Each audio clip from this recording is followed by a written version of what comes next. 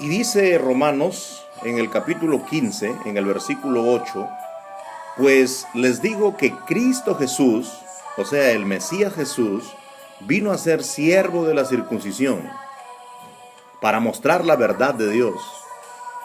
Vino a ser siervo de la circuncisión, es decir, nació en medio de la nación israelita, descendiente de la nación israelita, siervo de la circuncisión, es decir, que nació bajo el régimen de la ley, para mostrar la verdad de Dios. Vino a mostrar y a predicar y a enseñar la verdad de Dios. Y como Él predica la verdad de Dios, por eso también es llamado la verdad. Él mismo dice, yo soy el camino, la verdad y la vida. Pero ¿qué es esta verdad de Dios? Más adelante tendremos tiempo como para poder ver en la Biblia lo que significa la verdad de Dios, predicar la verdad de Dios, estar en la verdad de Dios. Pero aquí cuando dice para mostrar la verdad de Dios, y luego añade para confirmar las promesas hechas a los padres, entonces la verdad de Dios tiene que ver con las promesas hechas a los padres, a los patriarcas, aquellos hombres que en la antigüedad sirvieron a Dios de corazón, que sirvieron a Dios con integridad, para confirmar las promesas hechas a ellos.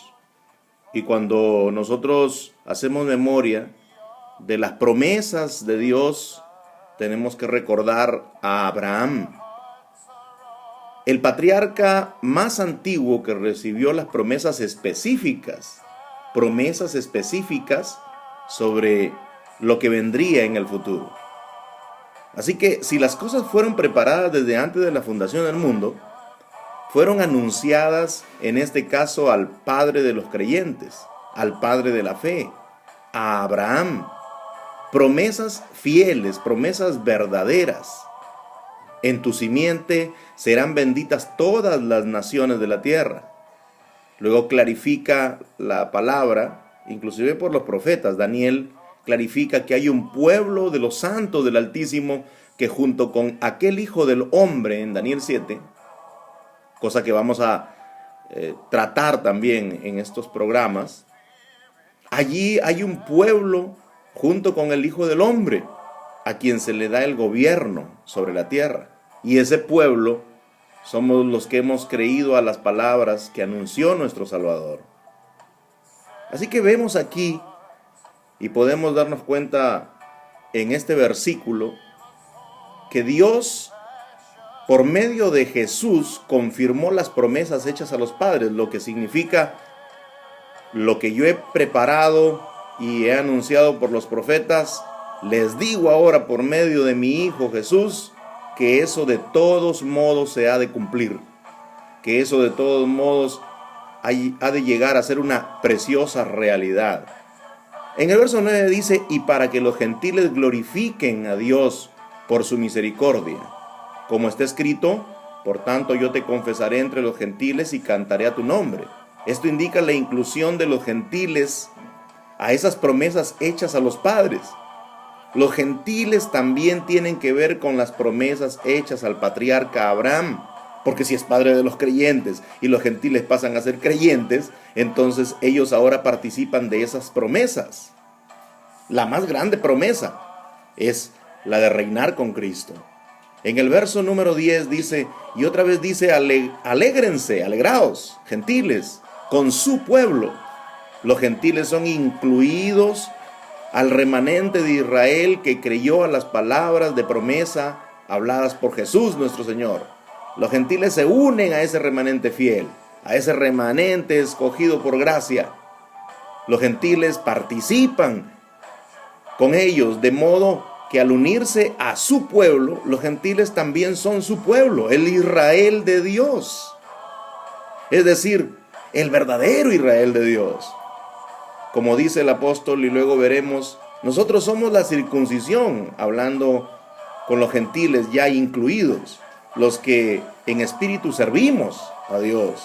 Pero también dice que nosotros somos judíos en el sentido espiritual, porque nos hemos unido al remanente que sí creyó a la palabra de las promesas. Entonces los gentiles aquí en estos versículos se notan como herederos y coherederos con Cristo, coherederos con el Mesías. En el verso 11, Romanos 15:11 dice, y otra vez está escrito, alaben al Señor Dios Todopoderoso, todos los gentiles, y magnificadle todos los pueblos. ¿Notan la inclusión de los gentiles a esta promesa? En el verso 12, y otra vez dice Isaías, estará la raíz de Isaí, que es nuestro Señor Jesús. La raíz de Isaí, padre de David. El Señor Jesús es hijo de David, heredero del trono. Dice, estará la raíz de Isaí y el que se levantará a regir los gentiles. Nuestro Señor Jesús se levantará a regir los gentiles. La palabra levantar aquí es precisamente lo que significa la toma del poder, lo que significa empoderarse para regir o reinar o gobernar sobre los gentiles. Y luego dice, los gentiles esperarán en él. Aquí hay una doble referencia. Primero, los creyentes gentiles que ingresan a ser coherederos con Cristo, pero también indica que muchos gentiles se beneficiarán del reino de nuestro Señor Jesús cuando gobierne todos los términos de la tierra. De esto Pablo dice en el verso 13 que es la esperanza que nos da el Dios de esperanza. En el verso 13, y el Dios de esperanza os llene de todo gozo y paz en el creer. ¿Nota? Os llene de todo gozo y paz en el creer. En el creer la verdad de Dios hay gozo, hay paz. Y luego dice, para que abundéis en esperanza por el poder del Espíritu Santo. Por el poder del Espíritu Santo, nosotros abundamos en la esperanza anunciada versículos antes. Dios es el Dios de esperanza, porque es el que nos hace caminar en la verdad de esa esperanza. La esperanza cristiana no es la esperanza inventada por cada creyente en lo que cada uno se figure o imagine. La esperanza es la dictada por Dios, la preparada por Dios, la anunciada por Dios. Cosas que ojo no vio, ni oído oyó, ni han subido en corazón de hombre, son las que Dios ha preparado para los que le aman. Él ha preparado.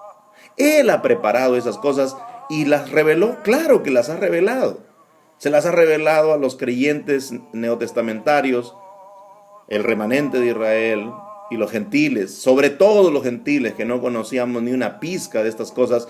Se nos ha revelado lo que desde tiempo antiguo está preparado. Esa debe ser nuestra esperanza. Cada creyente debe hablar de su esperanza, debe dar razón de la esperanza que hay en ellos, dice Pedro, con reverencia, pero debe dar razón de esa esperanza. La razón de mi esperanza es que Dios ha dado promesas. Y esas promesas de Dios, de entre todas ellas, la más grande es que la simiente de Abraham reinará sobre todo el mundo. Esa es la promesa. La promesa se extiende en palabras de nuestro Señor Jesús. Así como el Padre le ha dado el regir las naciones con vara de hierro, Él comparte su reino con el que venza. Con el que venza al mundo de incredulidad, al mundo de pecado. Con el que venza todas estas cosas, nuestro Señor Jesús compartirá esa gloria. Así que estamos viendo en estos versículos cuál es la esperanza que nos dicta tener el Dios de esperanza. Esta esperanza, amigos queridos, nos llena de gozo y paz en el creer. Debes creer para que te llenes de gozo y paz. Debes creer estas palabras, porque el creer estas palabras te trae beneficio espiritual. Lo está diciendo aquí Pablo. Inclusive el creer estas palabras te justifica en presencia de Dios, en Cristo Jesús. Porque Abraham fue justificado para poder heredar luego las promesas. Fue justificado. Justificado significa hizo las paces con Dios. Se puso cuentas con Dios. se acercó a Dios, empezó a tener comunión con Dios. Ser justificado tiene que ver con andar bien con Dios, con estar bien con Dios. Entonces, Abraham fue justificado porque creyó lo que Dios le anunció, creyó lo que Dios le habló. Claro, el perdón de pecados, el lavamiento, tiene que ver con el derramamiento de la sangre de Jesús. Pero sin embargo, para poder acceder a ese lavamiento en la sangre de Jesús, es necesario creer a las promesas de Dios. En este programa Coherederos con Cristo, estamos haciendo énfasis una y otra vez en estos asuntos, porque son de vital importancia para el creyente. Dice aquí que nuestro Señor Jesús a eso vino, a confirmar las promesas hechas a los padres, porque las promesas hechas a los padres son nuestras promesas. Vamos a analizar, vamos a ingresar mucho más, vamos a ir al Antiguo Testamento, porque queremos saber qué promesas le dio Dios a Abraham. Antes de eso, por supuesto, consultaremos con el apóstol Pablo en otro pasaje y nos contará lo que va a heredar Abraham. Y en base a esa herencia, veremos también si Pablo nos dice a cada uno de nosotros que los coherederos participan de esa misma promesa, de esa misma herencia. En base a lo que venimos hablando en estos programas, seguramente ustedes estarán pronto observando que las palabras claves aquí son promesa, herencia, herederos, lo que tiene que ver con galardón, premio. Todas estas cosas tienen un mismo objetivo. Todas estas palabras están relacionadas. Todas estas palabras quieren decir una misma cosa. Todo esto, por supuesto, está puesto en el futuro. En el futuro, para aquellos que han sido llamados a participar de la herencia entre los santificados.